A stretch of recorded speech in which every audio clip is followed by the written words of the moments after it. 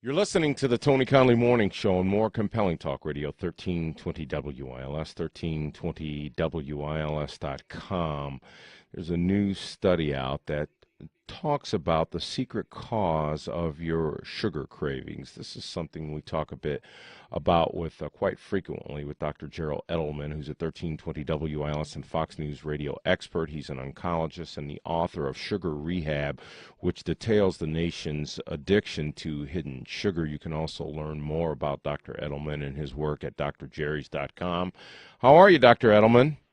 Good morning. I'm great. How are you doing? I'm doing very well. Tell us about this new study. Basically, the new study is saying that if you eat protein, your body doesn't crave sugar, and your brain shuts off the signal that you're hungry. If you eat sugar, your body craves more sugar, and your brain doesn't turn off, and it keeps telling you that you're hungry. So that's the simplest way to put the study. So protein is good, and sugar is bad. Do you agree? Oh, absolutely. I've lived this. You know, in the book, you and I've talked about my book, Sugar Rehab.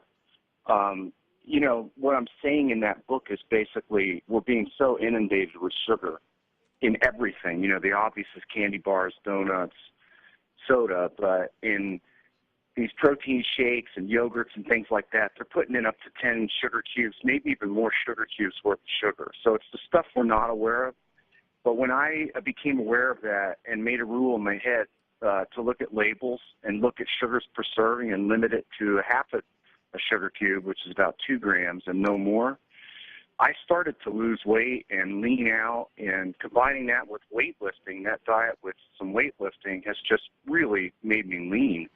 And I'm not hungry. I don't crave food all day long. So I remember days when I was thinking I was eating good, and I was eating maybe a granola and maybe a yogurt in the morning and some orange juice, and then by mid-morning I'm hungry again, and usually it's for sugar. You know, that's the addictive property. So I've lived it. I feel it in my body. And everyone that I've talked to where I say, you know, protein is good and sugar is bad, and they listen to me, experiences the same thing. All right, Dr. Edelman, let's talk about protein, because I know there are good sources of protein and some that aren't so good, especially those that have fat. So what do we need more of? Well, I think that we overthink everything. So I think protein is good. I like to categorize things simply. You know, remember, about 80% of your listeners, just statistically, are overweight. So we need to make things simple for them. So when we say protein's good and sugar is bad, that helps them. It kind of gives them a guide. When we say there's good protein and bad protein, automatically we create confusion.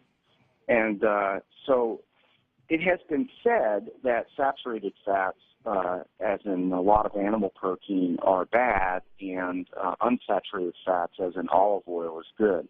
The issue is once you've gotten sugar out of your diet, like we've been talking about, your body naturally kind of tells you what it needs.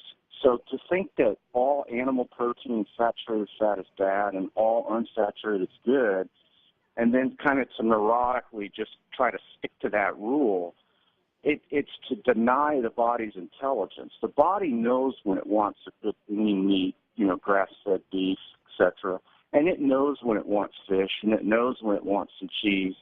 You know, when our vitamin D levels are low and our calcium levels are low, our body tells us that. So we tend to crave things that, like cheese, that have all of that in it. So I think that the rule for your listeners that I would stick with, that's simple, is, you know, protein is good and sugar's bad, and start looking at labels and make sure that you're not buying stuff that has more than about 2 grams of sugar per serving in it. Dr. Edelman, I know you also think that how we eat our food affects the way we digest. Tell us about that. Well, you know, there's been some issues in this article that you're good enough to bring up about how, you know, we've been taught things like drink lots of water, right? So I've seen people at work carrying around these gigantic bottles of distilled water, right? I mean, so this is what I'm trying to eliminate. It's all this neurosis. So what we're learning is that if you do drink a lot of water before you eat, you can theoretically dilute your stomach acids. And therefore, if you're eating protein, you need acid to digest those proteins. So you can actually be harming your body's natural intelligence. So again, I try to simplify things. Don't do anything extreme or neurotic. I mean, your body will kind of tell you what it needs and what to do. So eat good protein, avoid the sugar like we've talked about. And when you're thirsty, drink, and when you're not thirsty, don't. And bottom line, when we're craving something sweet, we should just eat some protein, and that will help us. Yeah, I think that's oversimplification in the article, to be honest with you. Try to think in your mind, that protein's good, but if your body's craving something sweet, we need to give it something sweet, but we need to make sure it doesn't cause a blood sugar spike. So I like to use sugar-free candy occasionally if I get a chocolate crave, but you have to prescribe that for yourself, because if you eat too much of it, you'll get, you'll have gas problems and intestinal problems because of the sugar alcohols. Right. The other option for people that have a sweet craving are berries. Whole whipping cream, believe it or not, is very low in glycemic index. And so there are things that you can find to satisfy your sweet tooth, but make sure it doesn't spike your blood sugar. And Dr. Edelman, if folks want to learn more about Sugar Rehab, where can they go?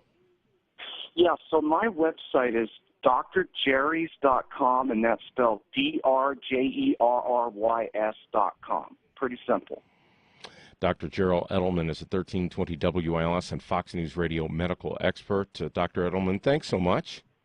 Thanks for having me on. And thank you for listening to the Tony Conley Morning Show and more compelling talk radio, 1320 WILS and 1320WILS.com.